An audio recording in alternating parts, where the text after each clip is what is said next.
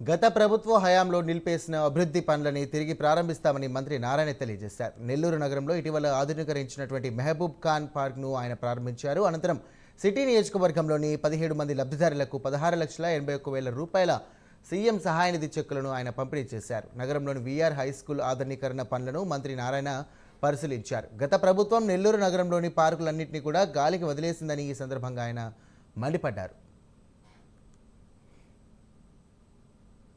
రాగానే మళ్ళా రాష్ట్రంలో అన్ని మున్సిపాలిటీస్లో పార్కుల మీద ఫోకస్ చేసాం గ్రీన్ కార్పొరేషన్ ద్వారా. సరే, నెల్లూరులో ఎమ్మెల్యేగా నేను కూడా ఫోకస్ చేసి ఏదైతే పార్కులు ఆల్రెడీ ఉండే వాటి పునరుద్ధరణ దాన్ని ప్రారంభించాం.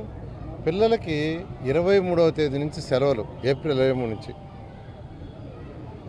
సెలవులు అయినప్పుడు పిల్లలు ఎక్కువగా ఆడుకోవడానికి ప్రిఫర్ చేస్తారు.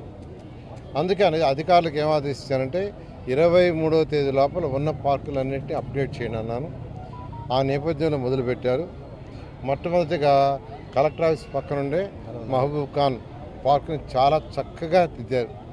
ఇవాళ ఇక్కడికి వస్తే దాదాపు 200 మంది పిల్లలు ఎంతో ఆనందంగా, వాళ్ళ ఆనందానికి అద్దులు లేవు, వాళ్ళ తల్లిదండ్రుల యొక్క ఆనందానికి అద్దులు లేవు. ఎందుకంటే మేము ఇట్లాంటి ప్లే ఎక్విప్మెంట్ ఎప్పుడు చూడలేదు సార్ ఇక్కడ నెల్లూరులో.